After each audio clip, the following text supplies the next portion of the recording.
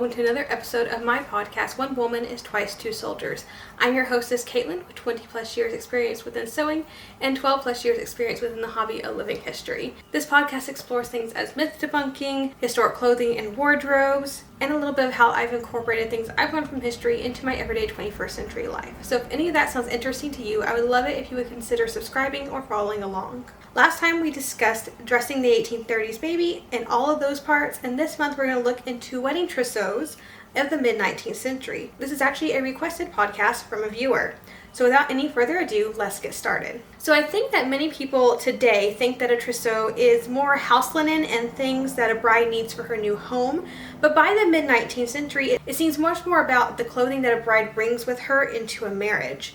It was a great time to get many pretty underthings and some nice dresses for the honeymoon and afterwards. Apparently, it was more of an old-fashioned thing to prepare house linen and such for a wedding. And Herald of Health from 1870 has an article as to why, and also slide comments about how lazy girls are in the 1870s because they are no longer doing worthy accomplishments to prepare for marriage. Quote, "In the old days, it was thought part of a girl's duty to lay up for herself a stock of bedding and articles of household use. She took much pleasure in it, and it passed away much leisure time in a happy and useful way, which otherwise might have been spent sighing for avocation. Nowadays, young ladies taught to do this are looked upon as eccentric and in haste to get married. They are allowed to spend their energies in trying to catch husbands by their airs and graces, and it is not noticed as unladylike. But if they were to sit down, as in old times, to make sheets and bed quilts, the finger of Madame Grundy would be immediately pointed at them. The excuse often given for the change is that everything for a household can be now bought ready-made just as cheaply as it can be prepared at home. I have known this reason to be given by mothers of daughters who were previously engaged to be married, and who had nothing to look forward to as assistance in providing them with the articles necessary to housekeeping. And then I have known these young ladies, after passively waiting a number of years in the vain hope of seeing a good supply of bedding, furniture, etc., drop down or turn up, married, their trousseau using up all their parents' surplus means, and they having not the wherewithal to buy the blankets, etc., for which they had fondly longed, obliged to commence boarding instead of having a house of their own. How much better might their mothers have set aside all false notions, and encouraged their daughters to gather together and make needed articles from time to time, as the materials and the opportunity offered. There is no reason why this course should not be pursued, for every thoughtful person knows that we cannot buy anything made by the needle or machine just as cheaply as we can make it ourselves, unless we have employed our time in something equally remunerated. We must pay for the time and labor extended upon them virtually twice over, if we count the years wasted by our daughters, which might have been employed in this work. That there is just as much necessity for economy throughout our land as ever there was is plainly indicated by the numerous books and transient articles constantly appearing on the subject of living cheaply." End quote. Another quote suggesting that this gathering of house linen is an old-fashioned one is a quote from Quilts, a novel published in 1877. Quote, "Perhaps you would like to look at Charlotte's trousseau," said Irene, opening the door of an adjoining apartment, where they were soon joined by almost the whole dinner party, and where Mr. Nixon, at first innocently supposing himself a sort of small fancy fair, got up for some charitable purpose, looked around him in dismay at the heaps of linen and dozens of articles of dress that were arranged in taste on tables placed against the wall, seeking in vain those useless little nothings for which elderly gentlemen are expected to give their sovereigns. Georgina relieved his mind by an explanation, but alarmed him again at the information that she must have a trousseau precisely of the same description. "Bless my soul, Georgie," he exclaimed, "you don't expect me to give you tablecloths and pillowcases when you're marrying into such a family as this? And Captain Faulkner, the oldest son, too." Georgina says she believed it was expected that she should provide house linen for the rest of her life. Someone had told her that quite old people went on using the things that they received for their trousseau, and surely if Madame de Faulkner thought it necessary to give these things to her daughter, who was going to marry a Count Vendroff, then he could not do less for her, and she had already asked for a list of everything in the room. "I'll tell you what, Georgie," cried Mr. Nixon, "I don't understand these things, so I'll give you a silver tea service and a reasonable sum of money, and if you choose to buy linen instead of lace, that is your affair and not mine." "Oh, Nora, did you ever hear anything so shabby?" said Georgina. "Never mind," answered Nora, "we shall have a German trousseau all the same. It is a very good, rational, old custom, well worthy of imitation, even up to the tying of the parcels with colored ribbon and putting labels on them to prevent confusion." End quote. Now, in other parts of the world, it does seem to still be a thing that women prepare bedding, or at least purchase bedding, and other household linen for a trousseau. 1878's Volume 2 of the People of Turkey, 20 years residence among Bulgarians, Greek, Albanians, Turks, and Armenians, says, quote, "The trousseau comprises bedding, sometimes to the amount of 50 sets, each composed of 2 mattresses, 2 quilted coverlets, 3 cotton bolsters, kitchen utensils, all of copper, very numerous, consisting of 2 or 3 immense cauldrons, several large jugs and pans, and a great number of dinner trays, and the services belonging to them. Among the wealthy ones of these would be a silver. It also comprised furniture for 2 rooms of some rich material embroidered in gold, a handsome mangle curtains, a few carpets and rugs, besides the house linen. The wardrobe contains several expensive fur jackets, a shawl or 2, a number of suits of apparel consisting of undergowns and jackets. The wedding dress, ranging in value from 60 to hundreds of pounds, is embroidered with gold and pearls. The rest are less rich in material and are of silk and woolen stuffs, and less expensive materials down to the print gowns. The other articles are chemises, a few pairs of stockings, boots, slippers, some dozens of worked handkerchiefs, head ties, and together with a number of European odds and ends such as petticoats, gloves, and parasols." End quote. Cassell's Household Guide, first published in 1869 and then republished throughout the 1870s and into the early 1880s, says, quote, "It is the lady's privilege to fix the wedding day. When it is generally known among friends that a marriage is to speedily come off, presents are mostly the result. The nature of presents depends very much on the style of living the young couple are about to adopt. The widest latitude is allowed in the matter, but generally something of a tasting and useful description is best approached. Plate is always presentable, as are linen, lace, and articles of furniture, musical instruments, carriages, etc. The least acceptable gifts are those which require an amount of expense and trouble to maintain them in order. Fragile articles, too, are not well adapted for wedding presents. Some people are very fond of giving costly table ornaments or sets of choice china and glass. When one article of such sets is by accident broken, the companion pieces are thought comparatively valueless, and the replacement, which, out of compliment to the donor, is generally thought of necessary, is a tax of the purse of the recipient. Very intimate friends and relatives may ascertain the wishes of the future bride or bridegroom as to the form which the proposed present shall assume, and it may also be mentioned that gifts of money are not out of season when a wedding is in question. Of course, money presents should only be bestowed by one who was the superior in age and circumstances to the bride or bridegroom elect. In England, it is not de rigueur that an affianced bride should provide any article towards the house furnishing. Still, many ladies like to add something to the joint stock, and in such cases, household linen is generally the favorite object. Elegant additions to the wardrobe of the bride are very popular as presents. Even in the most affluent circles, presents of shawls, furs, silks, velvets, and the piece are in accordance with good taste. The above should be of perhaps a more costly nature than the bride would purchase at her own expense, but should be such that she can wear with propriety in whatever station of life it may be her lot to fill. In France, when means are simple, the bridegroom's wedding gift to the bride is chiefly composed of expensive articles of attire, including jewelry, etc. In England, the bridegroom is not expected to contribute anything to his future wife's wardrobe. That task rests with her parents, provided she has no fortune of her own. In selecting her wardrobe, or trousseau as the term is, a bride's taste should be guided exclusively by common sense to choose only such articles of apparel as befit her position in society. To be meanly clad would reflect discredit onto her husband, while being overdressed would be ridiculous. Good, durable materials, genuine of their kind, whether of one description or another, should be the chief aim.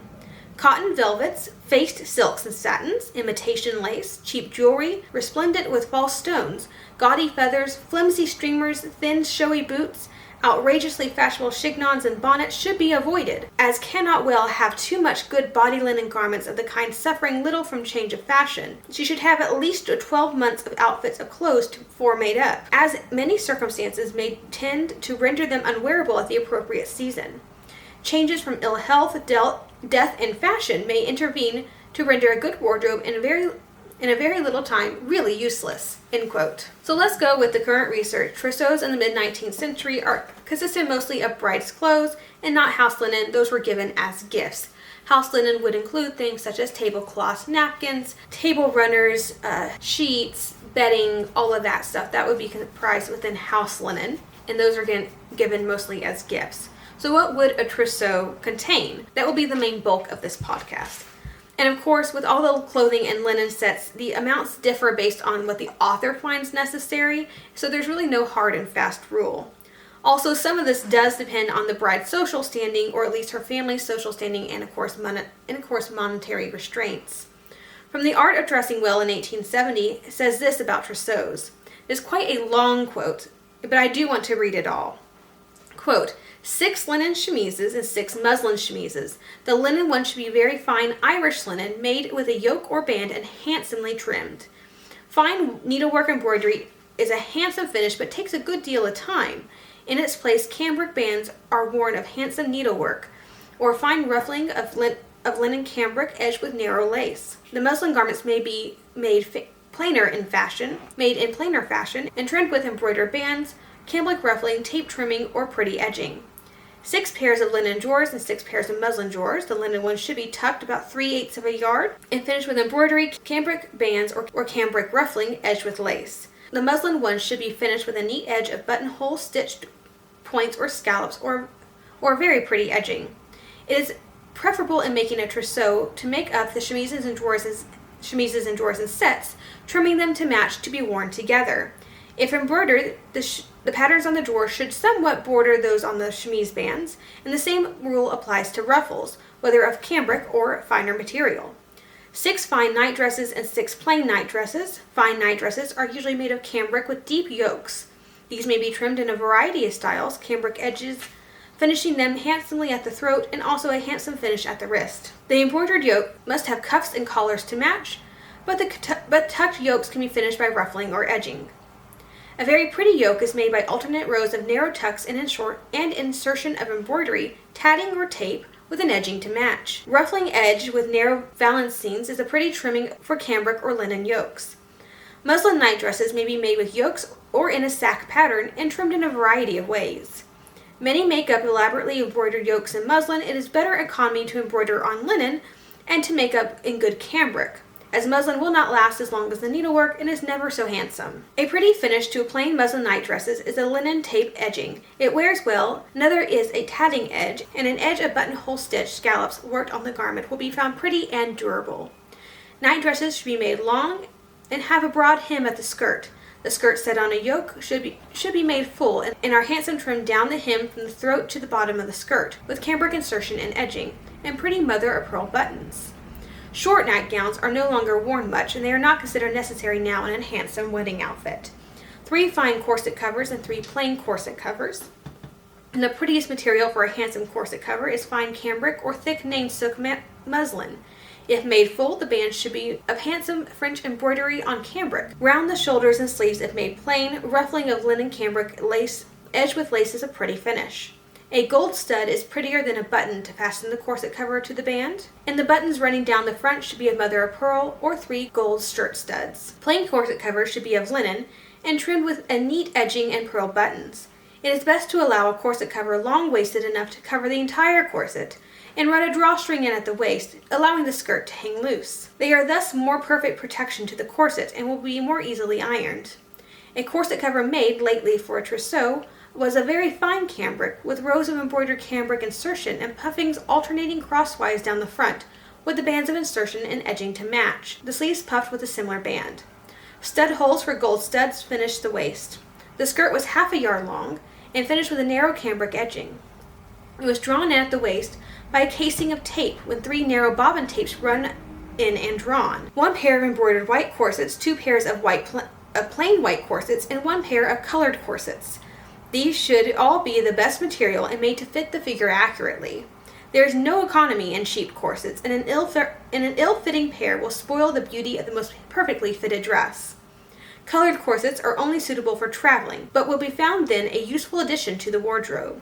Several pairs of corset lacing should be put with the corsets, as they are very apt to break, and it is well to have extra steels covered in kid in case of one snapping. A pretty finish for a dress corset is now of open edging with narrow ribbon run and drawn tightly around the shoulders. French corsets of the best make will be found to wear much better and keep their shape longer, wash better, and in every way prove more serviceable than any others can be worn. A dozen pairs of heavy cotton hose and 1 dozen pair of fine thread hose. These should be of the best quality, and if the lady is accustomed to woolen stockings, a dozen of fine merino had better be added to the list. 6 tucked and trimmed skirts and 6 plain skirts. These are petticoats. The tuck skirt should be made of the fine skirt cambric, and the tucks may vary according to the taste. A pretty set is made of one with a broad hem and 5 narrow tucks close above it, one with broad tucks alike to the waist, one with groups of 5 narrow tucks and an insertion of cambric embroidery between. This must be finished by cambric edging to match. One with narrow tucks to the waist, one with gradual groups of narrow tucks, 8, 7, 5, 6, 5, 4, and 3, with a space between the width of the group below it, and one with a row of tucks running up and down, set in between 2 tucks running lengthwise above and below it. Plain skirts are made up of fine shirting muslin with a broad hem and should be 2 inches shorter than the fine skirts worn above them. All skirts will wear longer if the trimming is set on the edge. Goffered ruffles are worn, and they are a great variety and pretty edgings for skirts. 6 short tuck skirts, 6 short plain skirts. In the present fashion of dress, these are required to be gored to be worn under the short walking dress. They be made like the long ones in other respects. 2 balmoral skirts, or one rather dressy and one plain for stormy weather. The best material for the latter is waterproof cloth, trimmed with rows of silk braid. 3 embroidered flannel skirts and 3 plain flannel skirts. The first may be embroidered with fine white embroidered silk or with white braided braid. They should not be hemmed but finished by scallops with embroidery or bound with fine flannel binding. The plain skirt should be bound simply and plaited on a waistband. There is a fine linen thread used for embroidering flannel that washes better than silk, and fine flannel braid has the advantage over silk braid, but they are not so handsome when first worked. 2 white dressing sacks, 2 flannel dressing sacks. The white one should be made of fine brilliant or striped cambric, with broad ruffles of the same and finished at the throat and wrist by cambric edging. The shape should be a loose, easily fitting sack, long on the hips with coat sleeves corded at the seams. Flannel ones are of sack flannel or any color suited to the complexion and trimmed with a binding of bias silk or a buttonhole stitch edge of silk in the same or a contrasting color. These will be found very useful on cool mornings to replace the breakfast shawls, which is awkward to sew or write in. 1 breakfast shawl, knit of fine zephyr of any becoming colors, and it will be found a useful and handsome addition to the trousseau. 2 loose wrappers made of fine cambric chintz or cashmere, according to the season. The present fashion for long gored wrappers are prettiest for these, and they may be trimmed in a variety of styles to suit the taste of the wearer. Gayer colors are allowable in these loose wrappers than in other garments, and they admit of a rather elaborate style in trimming. Facing of quilted silk and puffs of ribbon are pretty for a cashmere wrapper, and large buttons make a handsome finish. 2 pairs of walking boots. 1 pair should be of waterproof leather with heavy soles to wear in stormy weather. The other pair of fine French kid, finished for a dress boot according to the prevailing fashion. 1 pair of dressing slippers, embroidered kid or cloth. 1 pair of kid slippers with rosettes for housewear. 2 pairs of evening slippers of white and black satin. If preferred, these may be replaced by satin boots for evening wear. In a very elaborate trousseau, boots are worn in suite for all dresses, but this adds greatly to the expense. Black or white satin are admissible for every style of evening dress, with the first being the more becoming to the foot and the last the most dressy. Slippers are worn trimmed with a rosette of satin ribbon in the color of the dress, or with lace rosettes the color of the slipper. 2 pairs of gaiter boots, 1 pair with light soles for housewear, the other with thick soles for the street and fair weather. 6 sets of linen collars and cuffs for morning wear, traveling, or other occasions where the dress is simple. These should be made of fine linen made perfectly plain. A trimmed linen collar or cuff is just about as suitable as a flounced 10-cent calico. The material may be of the most exquisite quality if desired, but never trimmed. 6 sets of lace or embroidered collars and cuffs. Real lace should always be selected, or very fine French embroidery. The additional laces of the trousseau must depend greatly on the prevailing fashion and the season of the year.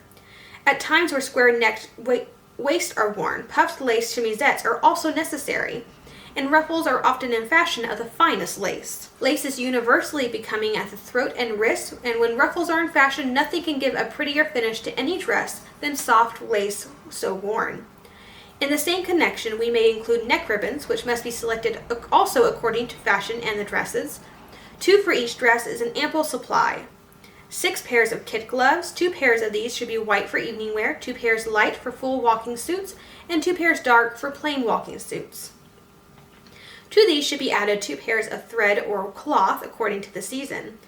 This is a very moderate supply and could be doubled, if practical. 1 dozen fine hem-stitched handkerchiefs, 1 dozen plain handkerchiefs, and half a dozen fine embroidered or lace-trimmed handkerchiefs. These should all be marked with the initial or monogram embroidered in fine white cotton on one corner. 2 morning dresses, 2 afternoon dresses, 2 walking suits, 1 very handsome to return bridal calls, 1 for promenade, 2 evening dresses, 1 traveling dress, and 1 waterproof suit. The description of dresses are given in other parts of the book, that it is needless to recapitulate them here. We would remark, however, that it is much better to supply ample underclothing, and such articles are not subject to the caprice of fashion in the trousseau, as the style of dress is so variable that a very large supply of outside garments would be found to become old-fashioned before they are all worn. It is well to observe this rule also in the purchase of hats, bonnets, and wraps. 1 handsome shawl, 1 lace shawl, 1 traveling shawl, 1 velvet cloak, 1 cloth cloak, 1 dress bonnet and hat, 1 traveling bonnet or hat will be found a liberal supply before fashion forces a replenishing of this wardrobe. The traveling dress for a bride is allowed to be more dressy than that worn on other occasions. It may be made of silk or worsted poplin, or any other finer fabrics manufactured for walking suits and handsomely trimmed. A bonnet of the same color with white strings and trimmings, or those of the same tint, kid gloves and boots are all allowable in the bride's traveling suit. If the bride is expecting a series of parties in her honor and does not wish always to wear the wedding dress, she will find a dress of white lace and 1 of black lace to be worn over colored silks, a handsome and useful addition to the trousseau. Headdresses must be purchased according to the number of dresses with which they will be worn in the prevailing fashions. These admit of so many modifications and alterations that very few will be found to admit a great variety in wearing, and many are apt to become tiresome before they are worn out. Veils should be provided to match the hats and bonnets. 1 of fine black lace, 1 of thick barège for traveling are, however, indispensable. Fashion is so capricious on this article that it is best to have but a few and change them with the bonnet. Much will depend on the plans of the young bride. If she means to travel for a few months, her wardrobe must be adapted to that than the trousseau of a bride who contemplates a winter at home, a party-going, or a summer at a fashion watering place. No regret can be felt, however, at the provisions of an ample supply of underclothing and such articles as have been given here. Even if the dressmaker is more heavily taxed, the milliner's bills are larger. Jewelry must depend entirely on the wealth and taste of the purchaser, and is the one portion of the maiden's wardrobe that custom allows her to retain when married. A handsome and complete toilet case and work box should always form part of a trousseau. When a young couple are to commence in housekeeping, the household linen is added to the bride's outfit, but this is not comprised in the art of dressing well. When a lady is married for a second time, or advanced in life before marriage, the wedding dress should not be elaborate or of lace. A rich silk in some pale neutral tints, such as pearl, lavender, violet, or gray, trimmed with white lace and worn with white gloves and slippers, is the most suitable dress." End quote. Godey's 1849 has a 3-section article on trousseaus. I'll go ahead and read out all 3 sections as they are rather short. Quote, "Trousseau, as most of our readers are aware, is a French term signifying bride's clothes, anything belonging to or composing part of the bride's wardrobe. A nun's clothes are sometimes spoken under the same title, but we Americans recognize it only in the sense of the first given. Custom, from time immemorial, in every part of the world has sanctioned the habit of renewing, or of at least adding to a woman's wardrobe when she is about to take upon herself the new duties of a wife. In some countries, it has its origin in the fact that it's an entirely different style of dress from that of the young girls is worn by all married women. Sometimes, as in Old Scotland, this extends no further than removing the snood or band from the hair, and others a complete change of costume is effected. Then again, it is part of a maiden's dowry, and anciently formed no inconsiderable portion of her worldly possessions. Family pride was thus gratified, and the trousseau often lasted a lifetime of the bride. Parts of it, as brocades and laces, descended to the next generation. Origins of this custom is based upon most reasonable, or rather most natural motives. That the bride should not go unadorned to her new home, and that for years at least she would need little or nothing from her husband's purse for her individual expenses.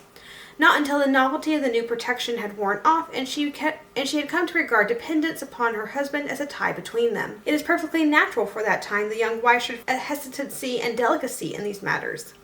And thus we commend the preservation of this custom among us, where few maidens have found other fortunes than their faces, loving hearts, and in fine, themselves. As a little girl once said, as an excuse for her wish to marry, why one's of so much consequence when one's a bride, and they never have so many new dresses at any other time. But there's a danger of excess in this, as in all other fashions, so much so as often to cause a remark similar to that made by Mrs. Hollick in one of Miss Leslie's graphic sketches recently published in our book. I can never imagine why certain young ladies, when they are about to become brides, must be provided enormous quantities of wearables, as if they had been bare of clothes in all the preceding parts of their lives, and never expected to get any more after their marriage. This is an abuse of an excellent custom, towards which we shall most particularly direct the attention of our young lady friends, and at the time we shall endeavor in our future chit-chat to point them out those articles which should be renewed, and the additions to which their position should render desirable, every bride being expected for the time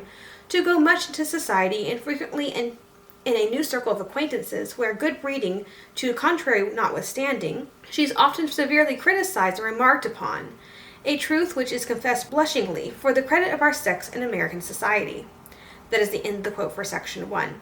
So the next month has section 2, which reads, quote, "We were to speak in this number of the articles usually added to a bride's wardrobe.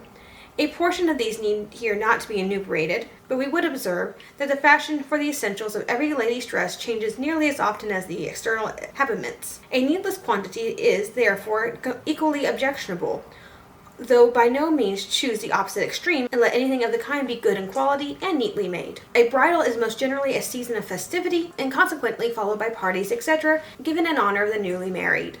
The lady is, of course, the absurd of all observers, and naturally wishes to appear the best possible advantage. It is for this reason that several new dresses must be purchased, and the most fashionable mantua makers will advise you not to get more than you really need to wear for the sake of their display or having them admired. Fashions change so quickly that they will all require alteration the next season, and no one would like to hear a remark like this: 'Do look at Mrs. Blank, she has on that mouse-colored silk again. Do you know that was one of her wedding dresses, and she has been married these 3 years?' Not that we would counsel you to be extravagant, or to heed the remarks of people impertinent enough to make such observations, but if their admiration pleased in the first instance, their sneers would wound in the last. A good silk will never wear out is a common remark, so if you are fond of novelty, limit the number of your expensive dresses, for remember, we make it our first rule that you are not supposed to be foolishly or wickedly extravagant. The cost and quality of your dresses will, of course, be regulated by the income already yours, and particularly the position you will assume as a wife. If a city-bred lady has consented to share a quiet life of a country resident, expensive dresses, ornaments, etc. would be entirely out of place. It would only excite envy or disagreeable remarks in the plain circle she is now to enter. On the contrary, any lady going from the country to the city will need, or rather be expected to have, a wardrobe that would be thought a little extravagant for her quiet home. Again, if a young girl can, for the sake of disinterested affection, leave the luxuries of a successful father's home and become the cheerful assistant of one who has still his fortune to carve out, she must remember that her dress should conform to her new situation, as well as the style of her establishment. Remember then as a first rule that any lady dress unbecomingly when her wardrobe exceeds her means." End quote. And then the next month there's, of course, the third one, which reads, quote, "We have now come to the subject which is said to engross the thoughts of a young lady from the time she comes out till she is married, the choice of a wedding dress. Custom from time immemorial has decided on white as the proper hue, emblematic of the freshness and purity of girlhood. Now and then a fashion of light silks or satins comes in vogue, but is not generally adopted. White then let it be, if it is a simple muslin of the pretty country girl, who needs no foreign ornament, or the satin and Brussels lace, or the silver brocade of the Parisian countess. This be it understood if one is married at home. Of late it has been quite common to be married in a traveling dress, and have the same tears shed for the ceremony among the bride's friends answer for the parting. A bridal tour being considered by some ladies quite indispensable as a wedding ring. If a traveling dress be worn, our advice is to let it be plain as possible. Let nothing bespeak the bride to careless eyes of strangers, and thus provoking ill-natured remark or undue attention. Avoid by all means white veils and gloves after the ceremony is once over. We have heard recently of a gentleman who traveled on the day of his marriage in a white silk vest and neckcloth. Of course, he was set down by those who met him as a fop or a fool, and the lady was pitied accordingly. But it was hardly worse than the veil and gloves, which are not so uncommon. Stone-colored merinos if the weather be cool, or linen poplins if in summer, are, according to the present style, the most suitable materials, with plain linen collars and cuffs that can be removed at pleasure. And while we are on the subject, let us give a word of caution to those of our young friends who are anticipating a bridal journey. Do not be over fond before people, or act as if it were something strange to be dressed as Mrs. Blank. There are always plenty of people who have nothing better to do than to watch their fellow travelers and to make it a point to discern at once whether there are any brides on board. The fact once ascertained, everyone within reach is made acquainted with it, and the result is incessant and annoying attention for the rest of the journey. Just try to be perfectly natural. Address your husband as Mr. before others, and do not venture on my dear or my love until you have been some weeks a wife at least. It also sounds disrespectful to abbreviate the first name and call Tom or Joe in the length of the lady's cabin, as silly as a newly married couple, is a comparison that too often has too much truth to it. After being thus oracular, we must defer the rest of our discourse to another month.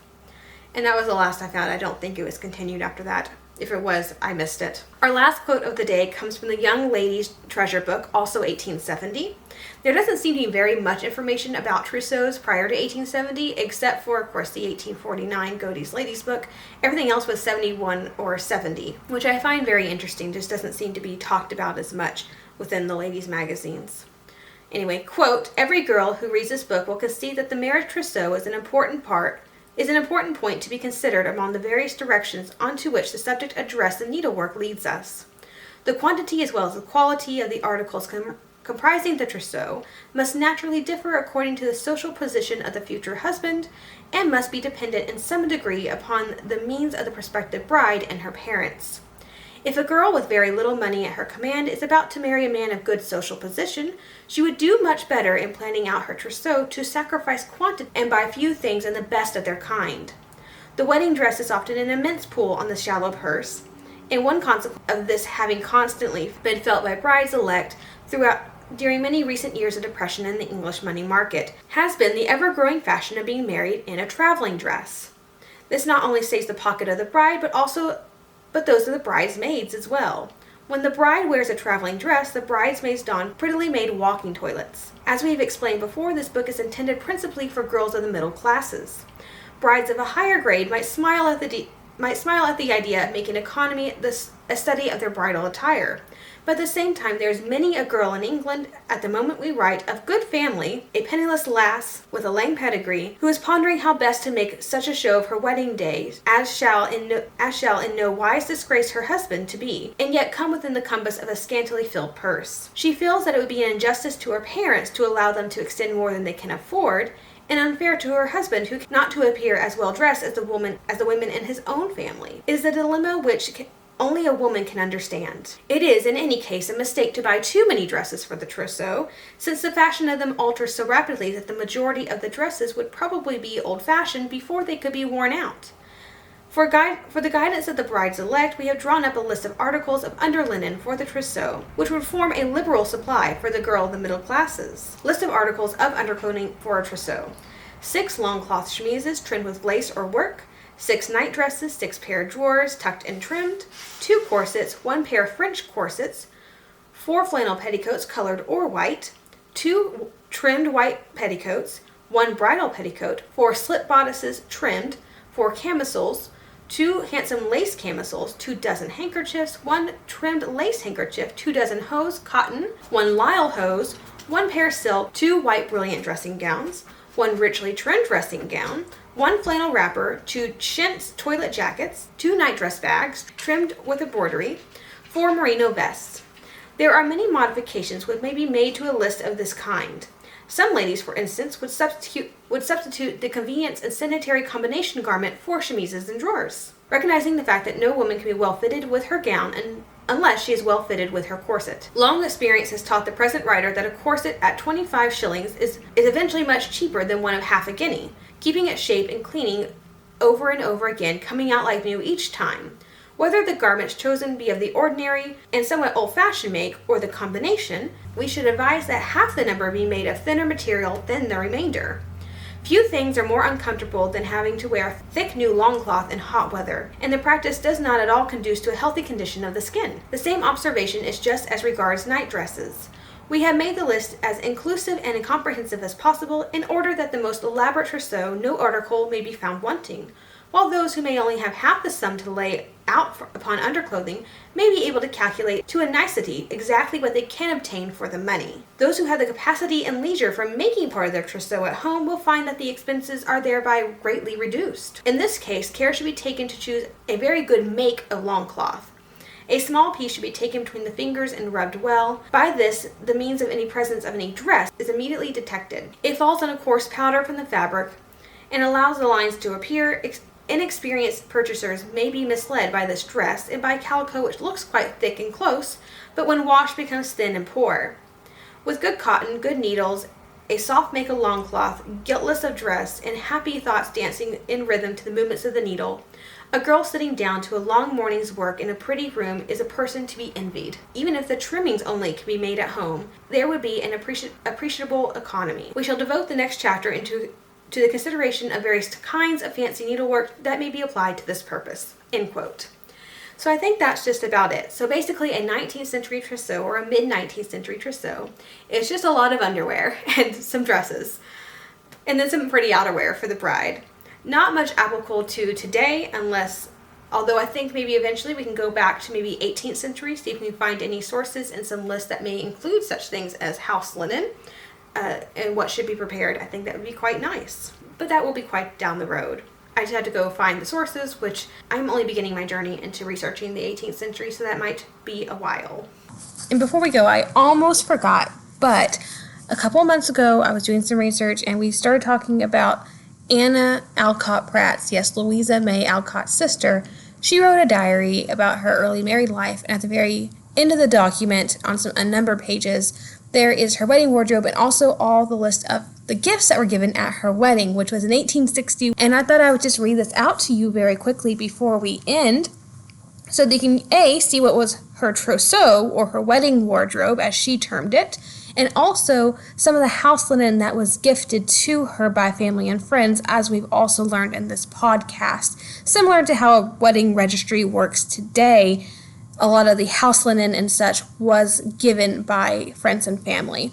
So Anna's wedding wardrobe, or her trousseau, included, as far as dresses, one silk poplin dress, one gray barège dress, or barège is a wool, one drab challis, or chalet is a wool, and drab just refers to the color, 4 muslin dresses, 5 calico dresses, a dressing gown, a mud gown, 2 shawls, a waterproof cloak, 2 mantles, 2 bonnets, 12 pairs of stockings, 12 drawers, 14 chemises, 8 nightgowns, 2 corsets, 7 pairs of shoes and rubbers, 18 pocket handkerchiefs, 6 white shirts, 3 flannel shirts, 1 moreen, and 8 aprons.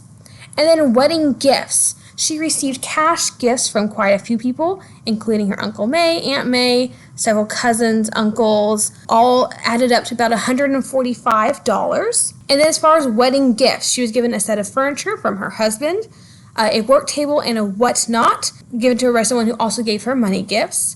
She got a set of Shakespeare, a mosaic breastpin, a bronze watch stand, several pictures, so just to decorate the house with, a silver saucepoon, a silver cake basket, silver pie knife. She got a butter knife, a fruit knife, 6 silver forks, some other 6 silver spoons, 2 silver napkin rings. She received a toilet cushion. This would sit on her toilet table or her dressing table. It was called a toilet table back in the day. A scent bag, a tidy, a mop, book and book rack, flat iron, a Stella shawl given to her by a sister, a piece of cotton, actually 2 pieces of cotton given by different people, a dozen linen handkerchiefs, a silk apron, 2 chemises, 2 cravats, 6 ornamental handkerchiefs, a muslin set, a cambric collar, 2 tablecloths, 1 dozen napkins, 2 window curtains, basket of cake, 3 bottles Concord wine, and a bouquet of flowers. So you can see that the gifts given to her comprised a lot more of house goods, such as silverware, table linens, that sort of thing. And nowhere does it mention where she gets things like sheets or things of that nature that could have been provided by Anna or her family. That is not listed. So hopefully that helps as well to see a real life example of how a bride put together a wardrobe. This is not a rich family. Anna herself even says, describing her and her new husband's life, that they are poor. I think they really probably fall in the upper working class situation, but she does end up, just to afford clothing for herself, to not burden her husband with that. She ends up taking on sewing work, even though she really does not like sewing. But it's just a way for her to earn extra money so she can have nice things. So these are not necessarily wealthy people. So it's interesting to see what she received from people in her circle, but also things that she prepared herself. That will just about wrap up this episode of One Woman is Twice Two Soldiers. Thank you so much for listening to my current research into mid-19th century wedding trousseaus. I've had a lot of fun researching for this, and I look forward to doing more. Next episode, we'll be looking into food preservation in the mid-19th century, so be on the lookout for that episode in the coming weeks. If you have any questions or comments, you can email me or find me on Instagram or YouTube under the name Caitlin Kearns. If you've enjoyed this episode of One Woman is Twice Two Soldiers, please remember to leave a review on Spotify or a comment on YouTube to let me know, and share this episode with your friends. Also, please don't hesitate to tell me what topics you would like me to cover in future episodes. Remember, this episode was a request from a viewer, and I'm always happy to take such requests. Have a fantastic week, and I'll see you back here in the next video.